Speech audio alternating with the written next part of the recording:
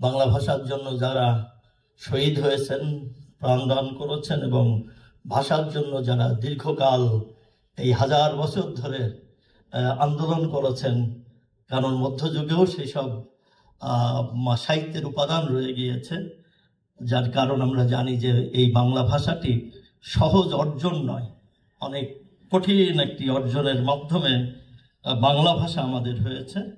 শুরুতেই মান্যবর সভাপতি, বাংলা সাহিত্যের 60-এর অন্যতম প্রধান কবি মাহবুব সাদিক এবং দুজন বিজ্ঞ আলোচক, আর সামনে যারা এই আজকের আলোচনা আমার প্রবন্ধ পাঠ শুনছেন, তাদের বাংলা একাডেমির মহাপরিচালক সহ সবাইকে আমার অভিনন্দন, শুভেচ্ছা রইল। আসলে কবি আল মাহমুদকে নিয়ে কথা বলা, আলোচনা করা, প্রবন্ধ লেখা একটি আলোচনার মধ্যে বা একটি সীমিত সময়ের মধ্যে সম্পন্ন করা আসলে খুব কঠিন একটি কাজ এবং চ্যালেঞ্জও একটি বটে। তার কারণ বলা চলে রবীন্দ্রনাথ বা রবীন্দ্রোত্তর কালে যে কয়েকজন কবিকে নিয়ে কথা বলতে যথেষ্ট রকম অসম্পূর্ণতা এবং নানা রকম চ্যালেঞ্জের মুখোমুখি হতে হয়, তার মধ্যে আল মাহমুদ নিঃসন্দেহে। তার কারণ আপনারা জানেন যে ইতিমধ্যেই তার 13 খণ্ডের ঐতিহ্যের যে রচনাবলী প্রকাশিত হয়েছে, সেখানে তার কবিতা গ্রন্থ প্রায় 32-33টা কবিতা গ্রন্থের পরেও অসংখ্য উপন্যাস, ছোট গল্প এবং প্রবন্ধ, সংবাদপত্রের ভাষ্য প্রচুর কিছু ছাপা হয়েছে এবং যার জীবনযাপন নানা রকম চড়াই উতরাই, বিশ্বাস অবিশ্বাস এবং আন্দোলন, পরিবর্তন এবং সকল কিছুকে ধারণ করে আজকে এই তার 6ষ্ঠ মৃত্যুবার্ষিকীর মাত্র 2 দিন পরে তাকে নিয়ে কথা বলা এত সহজ নয়। আমি আমার এই প্রবন্ধে মূলত 2টি বিষয়ে একটু আলোকপাত করেছি, যে আল মাহমুদ কেন বাংলা কবিতায় গুরুত্বপূর্ণ হয়ে উঠলেন এবং একক গুরুত্বপূর্ণ, বা আধুনিক যে 200 বছর মাইকেল উত্তর বাংলা কবিতায় তিনি এমন একটি জায়গা বাংলা সাহিত্যের অধিকার করেছেন, সেটি আসলে কিসের দ্বারা সম্ভব হলো, অর্থাৎ তার যে কবি মানুষ গঠনে কি ধরনের আসলে প্রভাব তৈরি হয়েছিল এবং সেই প্রভাবের মধ্যে দিয়ে একটি রাজনৈতিক বাংলাদেশ, অর্থাৎ যেটিকে আমি বলছি যে পূর্ব পাকিস্তান বা পূর্ববঙ্গ হয়ে যে একটি এই অঞ্চলের মানুষের যে একটি আকাঙ্ক্ষা তৈরি হয়েছিল এবং ঢাকা যখন স্বাধীন বাংলাদেশের রাজধানী হয়ে ওঠার প্রস্তুতি নিচ্ছিলেন, তখন আল মাহমুদ যে সব উপাদান নিয়ে কবিতাতে হাজির হয়েছিলেন, সেগুলি আসলে মানে গুরুত্বপূর্ণ, অনেক গুরুত্বপূর্ণ। এমনকি কখনো কখনো তা রবীন্দ্রনাথের পাশাপাশিও আলোচনা করা সম্ভব। কেন এই প্রশ্নটি আসছে? আমরা যদি বলি যে রবীন্দ্রনাথের পাশে কেন, কারণ রবীন্দ্রনাথ হলো আল মাহমুদের নিজের কাছে একটি আশ্রয়ের মতো। রবীন্দ্রনাথকে আল মাহমুদ কখনো তার আশ্রয় থেকে বিচ্ছিন্ন করেননি, কেননা তিনি মনে করতেন যে রবীন্দ্রনাথ হলো আজকের যে মানে গুলি খাওয়া মানে পাখি, যে যার আশ্রয় বা নীড়ের অভাব যে কবিদের, আজকের যে বিশেষ করে 30 পরবর্তী কবিদের, তারা একটি আশ্রয় নিতে পারেন রবীন্দ্রনাথের বিশ্বাসের জগতে এবং রবীন্দ্রনাথের অল্পে তুষ্টি হওয়ার জগতে এবং সকল কিছুতে স্রষ্টার প্রতি, ঈশ্বরের প্রতি বা এক মহাপরম কোনো কিছুর প্রতি আস্থা থেকে বিচ্যুত হওয়া। তো যে কারণে আমি কথাটি বলছি, ঠিক এটাই আসলে মূল আলোচনার বিষয় নয়। রবীন্দ্রনাথ তখন এই বিষয়ের সঙ্গে আল মাহমুদের সঙ্গে যুক্ত হয় যখন বিশেষ করে ইংরেজ আসার পরে যখন উপনিবেশিক শাসন এদেশে প্রতিষ্ঠিত হলো, তখন একটি ভারতীয় বা বাঙালি জাতীয়তাবাদ, ভারতীয় জাতীয়তাবাদের সূচনা হচ্ছিল। সেটি মূলত হিন্দু জাতীয়তাবাদের নামান্তর, অর্থাৎ সেটা বালগঙ্গাধর তিলক বলি, দ্বারকানাথ ঠাকুর বলি, রামমোহন বলি, কিংবা মানে দেবেন্দ্রনাথ ঠাকুর বলি, তার দ্বারা যে ধরনের একটি সাহিত্য এবং জাতীয়তাবাদী চেতনার সূচনা হয়েছিল, সেই সূচনার দ্বারা যখন রবীন্দ্রনাথ শিবাজী উৎসব লিখছেন এবং যখন হিন্দু মেলার উপহার লিখছেন, তখন তার একটি উদ্দেশ্য থাকছে। উদ্দেশ্যটি এমন যে এই বিষয়টি এমন নয় যে তিনি আসলে হিন্দু মেলা কিংবা শিবাজীকে মানে শিবাজীর গুণ গাইতে চাচ্ছেন, সেটি বড় কথা নয়। তিনি আসলে জানাতে চাচ্ছেন ইংরেজকে যে আমাদেরও নায়ক আছে, নায়ক পদে আমরা বরিত কাউকে করতে পারি কোনো কিছুর জন্য। আমরা আমাদের এই জাতীয়তাবাদী ধারা, ইংরেজ বিরোধী যে ধারা, সেটি আমরা তৈরি করতে পারি।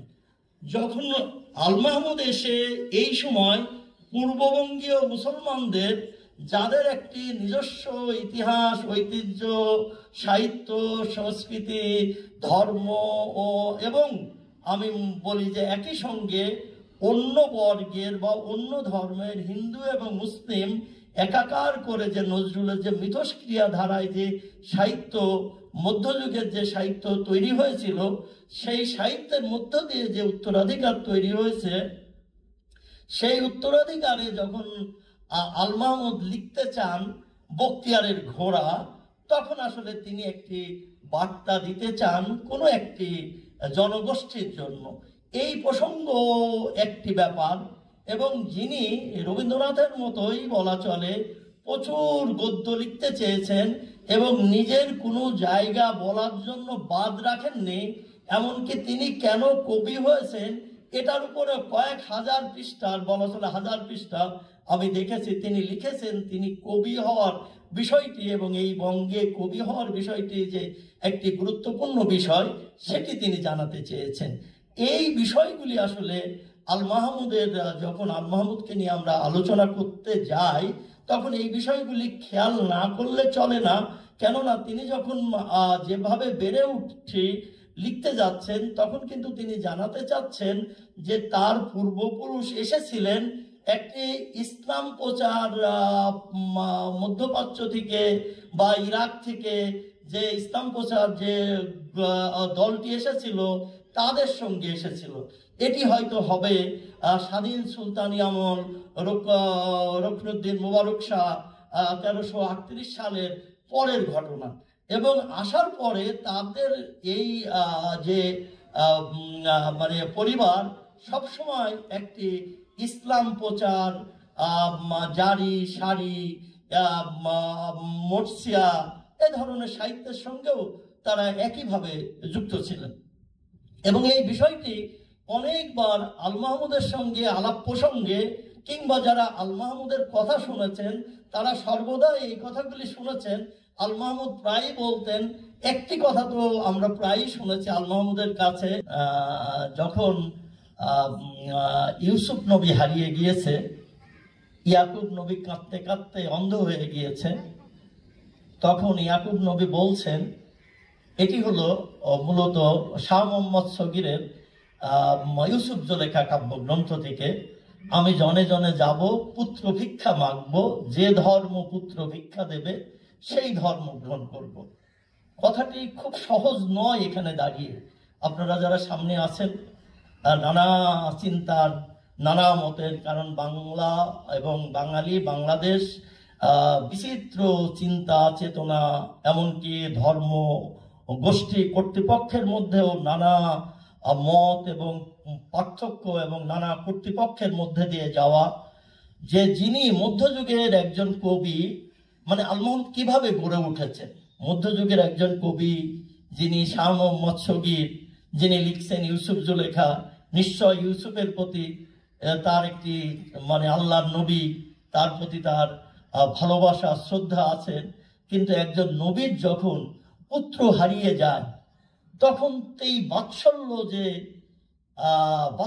যে হাহাকার, বাৎসল্য যে চাওয়া, তখন মনে হয় যে অন্য ধর্ম, পুত্র যে ধর্ম দেবে সে ধর্মও আমি গ্রহণ করতে পারবো। ঠিক মধ্যযুগের সাহিত্য কিভাবে গড়ে উঠেছিল। আমি একটি কথা বলি যে আমরা জানি যে মধ্যযুগের যে মূলত মঙ্গল কাব্য কিন্তু গড়ে উঠেছিল কিছুটা মুসলিম শাসকদের বিরুদ্ধেই আরেকটি বয়ান তৈরি করাও একটি উদ্দেশ্য ছিল। কিন্তু লোকজীবনের সাহিত্য এবং বিশ্বাসগুলি কোন পর্যায়ে যাচ্ছে, যখন আমরা দেখি যে কেতকাদাস ক্ষেমানন্দ যখন লিখছেন বেহুলার ভাষান, তখন তিনি বেহুলার যে নিশ্চিদ্র বাসর ঘর তৈরি করছেন, তখন সেই নিশ্চিদ্র বাসর ঘরে কাল মনসা কিভাবে এই গৃহে প্রবেশ করতে পারবে না, তার মধ্যে যেসব উপাচার রাখছেন তার মধ্যে একটা কোরআন শরীফও আছে। মানে মধ্যযুগের যে সাহিত্য, যেটিকে আমরা বলি যে মূলত রোমান্টিক প্রণয় উপাখ্যান কিংবা মঙ্গল কাব্য, বৈষ্ণব পদাবলী, তার একটি মানে লোকজ বিশ্বাসের মধ্য থেকে তা এই অঞ্চলের মানুষের একটি বসবাসের সূত্র নির্ণয় করেছিল যে যারা পাশাপাশি থাকবেন, যেমন আল মাহমুদের যেভাবে বেড়ে উঠি, যদি সেখানে আপনার মধু কাকা এবং শশাঙ্ক দাসের কথা দেখেন, তাহলে স্বজন হারানো এবং স্বজনের সঙ্গে যে সম্পর্কগুলি গড়ে ওঠে, একই সঙ্গে লোক এবং স্থানীয় ব্যবহারিক ইসলাম এবং মুসলিম মানে সাংস্কৃতিক বলয়ের মধ্যে দিয়েও একটি বলয় সেখানে সম্পন্ন হয়। সেই সম্পন্নটা আল মাহমুদ আসলে খুব গভীরভাবে তার পরিবার থেকে আসলে সেটি অর্জন করেছিলেন, এবং যেখানে একটি বিশ্বাস এবং একই সঙ্গে, কারণ আল মাহমুদ জন্মগ্রহণ করেছিলেন তখনও রবীন্দ্রনাথ বেঁচে ছিলেন, তখনও ভারত বিভাগ হয়নি, নজরুল সক্রিয় ছিল, নজরুল তখনও বিকল হয়ে যাননি, কথা বলতে পারতেন। এমন একটি সময়ে 47-এ যখন ভারত বিভাগ হলো, তখন ভারত বিভাগের দুটি স্পষ্ট সাহিত্যে, কাব্যে, বিশ্বাসে, দর্শনে দুটি মত প্রবলভাবে আলাদা হয়ে পড়ল। একটি মত হলো, যদি আমরা লক্ষ্য করি তাহলে দেখব 40-এ, অর্থাৎ 30 তো আমাদের আগে একটি প্রতিষ্ঠিত দশক, 40-এ এসে আমরা দুজন প্রধান কবিকে পাচ্ছি, একজন ফররুখ আহমেদ এবং একজন সুভাষ মুখোপাধ্যায়। তো এই দুজনই আসলে এমন একটি সময়ে, তাদের যদি আমরা বিবেচনা করি, সুভাষ এবং বিষ্ণুদে কিংবা সুকান্ত বিবেচনা করি, তাহলে এই যে 200 বছরের ব্রিটিশ শাসন, নিষ্পেষণ, এবং এই নিষ্পেষণের মধ্য দিয়ে একটি শোষণমুক্ত সমাজ তৈরি হবে স্বাধীন দেশে, সে দেশ ভারত হবে না পাকিস্তান হবে। আমরা দেখেছি যে সে দেশ যখন ভারত এবং পাকিস্তান হয়ে যাচ্ছে, যখন ভারত পাকিস্তান হয়নি 40 দশকের মধ্যে, তারা কিন্তু অনেকটাই কিছুটা হলেও মার্ক্সবাদী চিন্তার মধ্যে দিয়ে বিকশিত হয়েছেন। সেটা কিন্তু নজরুলের ক্ষেত্রেও বটে। নজরুলের মুজফ্ফর আহমেদের কথা, বা নজরুলের যিনি বন্ধু এবং গুরু, তার চিন্তার ক্ষেত্রে, বা বিষ্ণুদের চিন্তার ক্ষেত্রে, তারপরে আমরা যে পরে যাদের নাম বলছি। কিন্তু যখন 40-এর পরে এই ভারতবর্ষ, বিশেষ করে বাঙালিরা বুঝতে পারলেন যে তাদের পক্ষে এক জায়গায় থাকা সম্ভব হচ্ছে না, তখন তারা যখন দুটি রাষ্ট্রের চিন্তা করলেন, তখন চিন্তার ঘরানাটাও পরিবর্তন হয়ে গেল। ফররুখ শুরুতে মার্ক্সবাদী চিন্তায় কিছুটা হলেও আকৃষ্ট ছিলেন, কিন্তু 40-এ যখন পাকিস্তান হবে তখন সেই পাকিস্তানে তার একটি আকাঙ্ক্ষা ছিল যে সেই পাকিস্তানে কিভাবে একটি শোষণমুক্ত বন্টন, সরবরাহ, সম্মান অর্জিত হবে। তার জন্য ফররুখের কবিতা সাত সাগরের মাঝি, সিরাজুল মনিরা বা এই ধরনের কবিতা গ্রন্থ তিনি মানে রচনায় ব্রতী হলেন। কেননা তখন রাজনৈতিক যে মানে বলয় এবং আধিপত্য, সেই আধিপত্যের মাধ্যমে বা মধ্য দিয়ে যতটা বন্টন সাম্য প্রতিষ্ঠা করা যায়, এবং ইসলামে যারা ইসলামে বিশ্বাসী তারা খুব ভালোভাবেই জানে যে আমাদের নবীর জীবনে এবং তৎকালীন সময়ে অনেক বিষয় ছিল, বিশেষ করে কারোর ঘরে যদি খাবার না থাকে তাহলে পাশে সবাইকে দিয়ে খেতে হবে, বা এই যে মর্যাদার যে প্রশ্নগুলি আমরা দেখলাম যে ফররুখ তখন একটি নতুন ধারার জন্ম দিচ্ছে। উদ্দেশ্য কিন্তু আমি বলতে চাচ্ছি এই দুটি উদ্দেশ্যের মধ্যে তেমন কিন্তু কোনো তফাৎ নেই। দুটি উদ্দেশ্যই কিন্তু মানবতাবাদী বা সাম্যের একটি ধারা নির্মাণের। যে কারণে এই বিষয়টিকে যদি আমরা আলাদাভাবে একটু বুঝে নিতে চেষ্টা না করি তাহলে আল মাহমুদের এই মানুষ গঠন এবং পরিবর্তনটা বোঝা যাবে না। কেননা যে বাংলা 47-এর পরে যখন একটি নতুন দেশ তৈরি হলো তখন এই নতুন দেশের মধ্যেও কিন্তু একটি সাম্যবাদী, মার্ক্সীয় সাম্যবাদী ধারার যে প্রবল আধিপত্য ছিল, এবং সেখানে আমরা খেয়াল করেছি যে একইভাবে পশ্চিমবঙ্গ বা ভারত এই ধারাকে প্রবলভাবে দমন করতে চেয়েছে। পাকিস্তান সেই ধারাকে ওই অর্থে দমন না করে বরং পুনর্বাসিত করে এটা নিয়ন্ত্রিত করেছেন। আমরা জানি যে পাকিস্তানের অনেক মার্ক্সবাদী চিন্তাশীল ব্যক্তিদের নানা মানে বলয় তৈরি করে সেখানে চাকরি বাকরি সুবিধাজনক অবস্থানে রেখে এক ধরনের অবজারভেশন, এক ধরনের পর্যবেক্ষণের যে ধারা তৈরি করেছিলেন।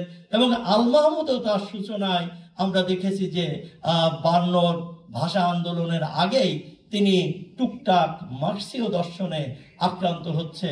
সেখানে তিনি গোপন রাজনৈতিক দল, মার্ক্সের সাম্যবাদ, বন্টন, উদ্বৃত্ত যে মানে মুনাফার বিষয় আশয়গুলি নিয়ে কিন্তু তিনি ভাবতে শুরু করেছেন।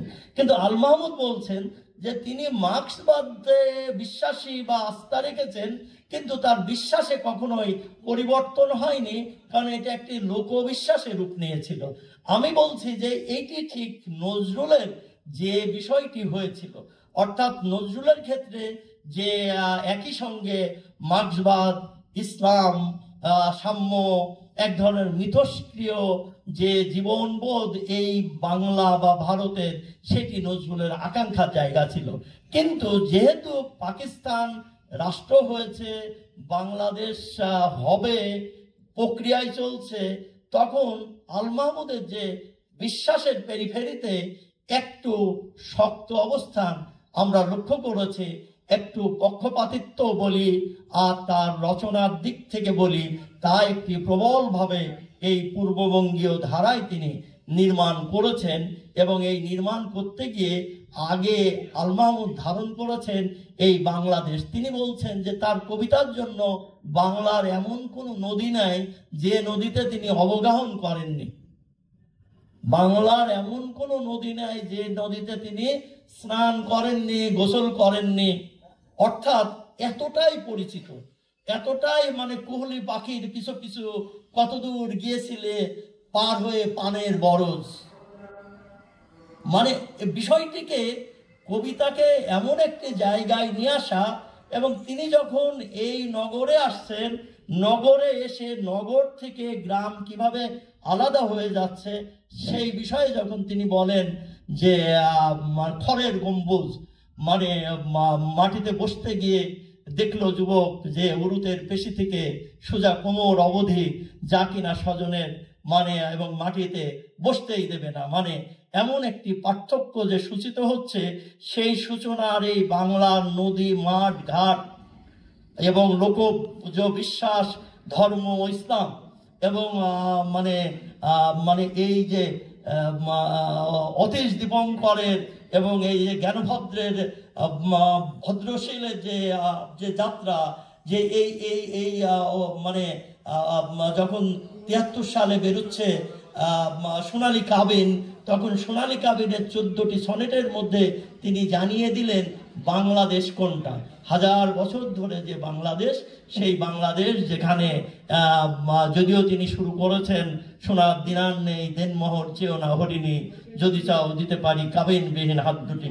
এখানে এই যে একটি প্রশ্ন হতে পারে যে মানে আপাত মনে হতে পারে একটি মুসলিম জীবনের যে সম্পর্কের শব্দ বলি দিয়ে তিনি নিজেকে যুক্ত করছেন, কিন্তু সেটি কিন্তু তার শেষ অবস্থান মানে বাংলাদেশ এখানে যখন এসে পৌঁছেছে সেই বাক্য দিয়ে সূচনা হচ্ছে, এবং সূচনার পরবর্তীকালে তিনি চলে যাচ্ছেন সেই গলায় গুঞ্জার মালা পরবালা প্রাণের সবরী, মানে এই যে ব্যাদ জীবনের থেকে, এই চর্যাপদ থেকে, সবরীপা থেকে, কান্নপা থেকে যে যাত্রা শুরু হয়েছিল, সেই যাত্রার অংশ থেকে তিনি পুরো 14টি তার সনেটে সেটি বর্ণনা করছে।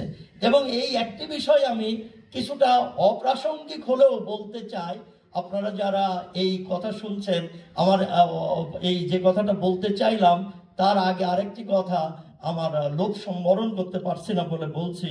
যেমন এই পাশে আমরা স্পষ্টত দেখতে পাচ্ছি আল মাহমুদের ভালোবাসায় আমাদের সম্ভবত মানে মানে কবিতা তো মক্তবের মেয়ে চুলখোলা আয়েশা আক্তার, অর্থাৎ মক্তব এবং স্কুল যখন একাকার হচ্ছে, যখন শামসুর রহমান অসুস্থ পিজি হাসপাতালে ভর্তি হয়ে আছেন, তখন আমি প্রায়ই দেখতে যেতাম তাকে। তো দেখতে গিয়ে দেখতাম যে তখন তিনি কথা বলতে পারেন না, তার মুখের মধ্যে আপনার নল দেওয়া আছে, এবং একজন নার্স তার এই বিশেষ করে ফুসফুস থেকে শ্লেষ্মা বের করছে। কিন্তু অনেক আমি মৌলবী মৌলানা টুপি মাথায় দিয়া বহু লোককে আমি পাশে দাঁড়িয়ে থাকতে দেখেছি এবং কবির জন্য দোয়া করতে এসেছেন। অনেকেই জানেন না যে আমাদের আসলে সাহিত্যটি কেমন। আমাদের সাহিত্য যদি আমি শামসুর রহমানের দিকে আপনাদের, কেননা শামসুর রহমান আল মাহমুদের একজন খুব ঘনিষ্ঠ বন্ধু, এবং আল মাহমুদ শামসুর রহমানকে নিয়ে লিখেছেন, আমি সেই গল্পও যাই। তিনি বলছেন যে আপনার শামসুর রহমান একটা কবিতা পড়তে পারেন, কবিতার নাম এক রাতে হজরত উসমান। এই কবিতাটা আছে হলো অস্ত্রে আমার বিশ্বাস নেই। তো অর্থাৎ শামসুর রহমান তার কবিতাতে যে পরিমাণ ইসলামী অনুষঙ্গ, মুসলিম অনুষঙ্গ এবং হলো পুরন ঢাকা, এমনকি তার নিজের পরিবারও একটি উর্দু মানে মুসলিম ঐতিহ্যের মধ্য দিয়ে আসা, এবং সেই আশার মধ্যে যখন আমরা হজরত উসমান, এক রাতে হজরত উসমান মানে হলো ইসলাম প্রচারে তার ভূমিকা নিয়ে লিখছেন কবিতা এক রাতে হজরত উসমান। আমি বলছি যে এবং কাল তখন কিন্তু খুব চমৎকার করে বলছেন যে তিনি একজন নিষ্পাপ শিশুর মতো, অর্থাৎ তিনি বলছেন ইসলামে যারা পাপ করে নাই, অর্থাৎ যারা ইসলাম পালন করে না, পাপ করে নাই, কিংবা কোনো পুণ্যও করে নাই, কিংবা ইসলাম পালন করে পাপ করে নাই পুণ্যও করে না, এটা কিন্তু আল মাহমুদের শামসুর রহমানের লেখা থেকে বলছি। তিনি বলছেন যে তারা বর্জাক বা এমন একটি মধ্যবর্তী পার্গেটরিতে থাকবে যেখানে না কষ্ট না সুখ, এরকম একটি জায়গায় থাকবেন। তিনি বলছেন যে শামসুর রহমান এমন একজন নিষ্পাপ কাব্য নির্মাতা, কবিতার মানে কি বলে যে পরিশুদ্ধ কবিতার মানুষ, তাকে অন্তত মৃত্যুর পরও এই একটি জায়গায় আসতে হবে। আমি এই বিষয়গুলি এইবারই আল মাহমুদ সম্বন্ধে নতুন করে ভাবতে শুরু করেছে। তার কারণ হলো আল মাহমুদ সম্বন্ধে আমার ব্যক্তিগত পর্যালোচনা অনেক সময় নানাভাবে আমি নানা সময় লিখেছি। যেমন আমি আজকে এই নির্দ্বিধায় সাহসের সঙ্গে বলি যে আমার একটা লেখা আছে আল মাহমুদ ও বখতিয়ারের ঘোড়া। এর প্রসঙ্গ বিষয়টি ছিল, আমি অনেকদিন ম্যাক্সাইসের জুড়ি ছিলাম, প্রায় 7 বছর। তো একবার ভাবলাম, এটা 2007 থেকে 2014 সাল, একবার ভাবলাম যে আল মাহমুদকে ম্যাগসাইসাই পুরস্কারের জন্য আমি নমিনেট করতে পারি। তো তারপরে আমি মাহমুদ ভাইকে ফোন করলাম। তিনি আমাকে অত্যন্ত ভালোবাসতেন আর স্নেহ করতেন। প্রায় 30 বছর আগের কথা, আমরা যখন কবিতা পড়েছি পিঠে এসে হাত দিতেন এবং নানাভাবে তাকে তার সম্বন্ধে দুটো কুটো কথা বললেও তিনি কখনোই, বরং উল্টো অনেক বেশি ইতিবাচক কথা বলছেন, যেটা শামসুর রহমানের মধ্যেও ছিল। পরনিন্দা তার মধ্যে ছিল না। শামসুর আল মাহমুদের মধ্যে তীক্ষ্ণ বাক বা বাচন ভঙ্গি, কথা বলা, বিশ্বাস থাকলেও তিনি কিন্তু কখনোই কাউকে গীবত বলতে যেটা বোঝায় সেটি করতেন না। তো আমি বললাম যে মাহমুদ ভাই, শেষে যে আপনার মানে নিকৃষ্ট গ্রন্থ কোনটি? তো আর মাহমুদ ভাই তো একটু মানে ভাবলেন যে কেউ কি এমনটি জিজ্ঞাসা করে। তো তিনি বললেন কি, তুমি কি পুরুষ সুন্দরের কথা বলছো? তো আমি বললাম যে এরকম একটা ফালতু বই কেন লিখেছেন?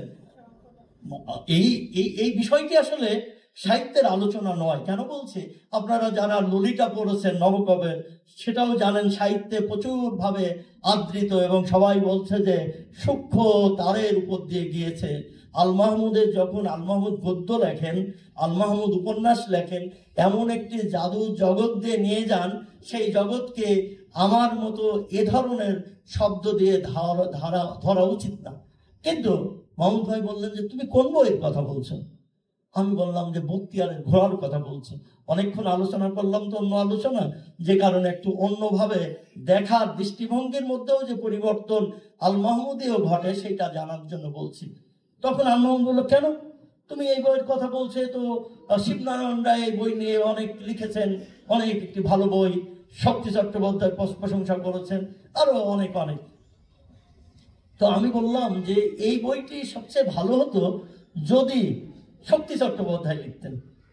বক্তিয়ারের ঘোড়া যদি শক্তি চট্টোপাধ্যায় লিখতেন তাহলে একই প্রশংসা আমি করতাম বা আপনি করতে পারতেন।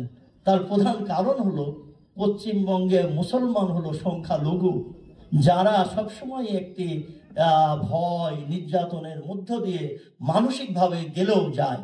কিন্তু যখন এখানে বসে আমরা বক্তিয়ারের ঘোড়া লিখি, তখন অনেক সময় এই ভুল বার্তা যায় কিনা। আল মাহমুদ একটু চিন্তা করে বললেন যে তুমি তো ভালোই বলছো। আমি এটা লিখেছি মাহমুদ ভাই, এটি তার নিজের ওয়ালে একটু বাঁকা চোখে বলে তিনি এটাকে তার ওয়ালে শেয়ার দিয়েছেন। আমি বলছি যে আগেই কিন্তু আমি এই আলোচনা সমাধান করেছি, যেটা রবীন্দ্রনাথের আলোচনা করতে গিয়ে যে হিন্দু মেলার উপহার কিংবা শিবাজী উৎসব, এসব আলোচনা যখন করলাম, আল মাহমুদ যখন লেখেন অদৃষ্টবাদীদের রান্না বান্না, ইহুদিরা হাসুক ইহুদিরা কাঁদুক, যখন আমরা এই কথা বলছি তখনও গাজায় হয়তো কয়েকজন মানে শুধু মুসলমান হওয়ার কারণেও অনেক লোক এবং 50-60 হাজার লোক এই আমাদের আন্দোলনের মধ্যেও কিন্তু আমরা তাদেরকে এই একটি এই আধুনিক তথাকথিত যে আধুনিকতা, যে সভ্যতা, যে মারণাস্ত্র, যার ব্যবসায়ী দৃষ্টিভঙ্গি থেকে তারা সেখানে 60 হাজার গাজাবাসী নিহত হয়েছেন, তার একটি স্বাধীন ভূমির সঙ্গে ভূমি কি এইটি জানতে হলে আল মাহমুদের সঙ্গে যেতে হবে। ভূমির প্রতি ভালোবাসা কি তার সঙ্গে জানতে হলে আল মাহমুদের কবিতার সঙ্গে যেতে হবে, আল মাহমুদের গদ্যের সঙ্গে যেতে হবে, আল মাহমুদের যেভাবে বেড়ে উঠে যেতে হবে, কবিতার জন্য অনেক দূর এইসব বইয়ের সঙ্গে যেতে হবে। না গেলে আমরা বুঝতে পারবো না ভূমি এবং সভ্যতা, আসলে সভ্যতার নামেও যে আলাদা আরেকটি মানে বয়ান তৈরি করা হচ্ছে সারা পৃথিবীতে হয়েছে, সেই বয়ান হয়তো সামনে কিছু আমাদের কিছু প্রমূর্তি রাখা হয়, সেই প্রমূর্তির আলোকে হয়তো অন্য একটি মানে টার্গেট করা হয়, যেটাকে প্রিমটিভ অ্যাটাক বা ধরেন পূর্বেই আপনাকে বেরিয়ে আসি, আপনার মনের মধ্যে ভাবতেছিলেন যে আপনি এখন কারো বিরুদ্ধে বা কোনো একটি পরাক্রমশালী রাষ্ট্রের বিরুদ্ধে কথা বলবেন, এটি আপনার মনের মধ্যে তৈরি হচ্ছে। এটার জন্য আপনাকে আগে থেকেই আঘাত করে আসে।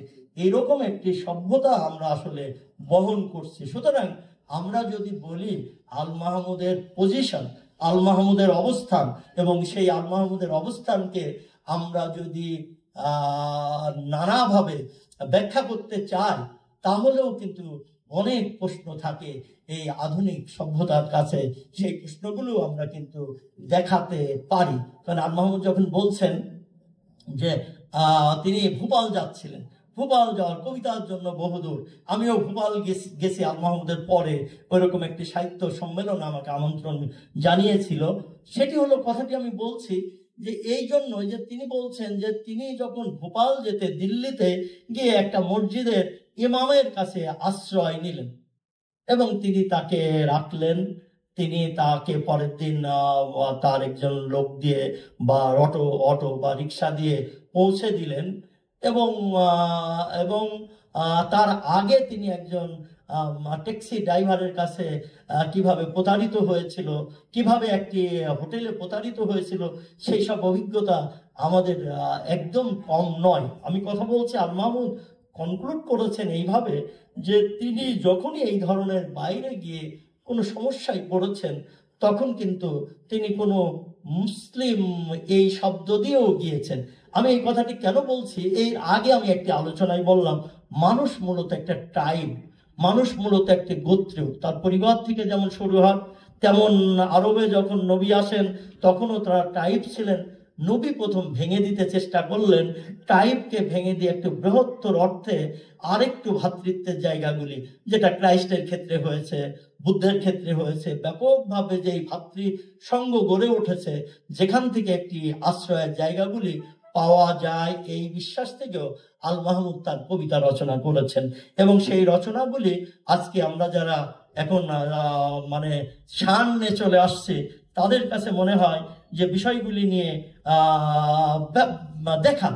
একটি একটি উদাহরণ দিলে আপনারা এটি আরো আমার মনে হয় যে ব্যাপকভাবে যাবেন। যখন বাংলাদেশে কবি আল মাহমুদ চরমভাবে এক অর্থে নিগৃহীত, এক অর্থে নির্যাতিত, এক অর্থে একঘরে হয়েছিলেন, তখনও কিন্তু পশ্চিমবঙ্গের কবিরা তাকে আশ্রয় প্রশ্রয় শ্রেষ্ঠ কবি হিসাবেই কিন্তু তাকে বিবেচনা করেছেন। এমনকি ওপার থেকে খুব বিখ্যাত কবিরা আসলেও তাকে কিন্তু এসে তার কাছে গোপনে হলো, হয়তো এই যে কবিতা পরিষদে আসছেন গোপনে, কবিতা পরিষদের লোকজন চাইতো না যে আল মাহমুদের সঙ্গে তারা দেখা করুক, তারা আল মাহমুদের সঙ্গে দেখা করতে যেতেন, তার পায়ে কদম বসি বা কুর্নিশ বা প্রণাম করতেন এবং করে তিনি ফিরে যেতেন।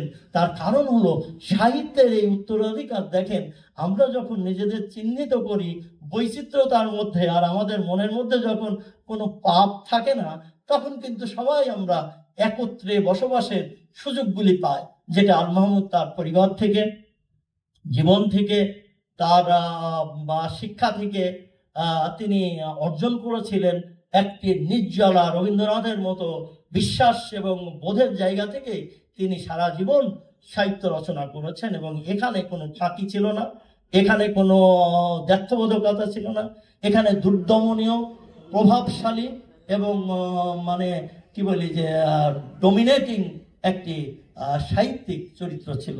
যাই হোক, আমি অনেক আলোচনা করলাম আমার প্রবন্ধের বাইরে থেকে, অনেক মনে হয় অনেকটাই সময় নিয়েছি, আর সময় বাড়াতে চাই নাই। আপনারা সবাই ভালো থাকবেন। জি, ধন্যবাদ।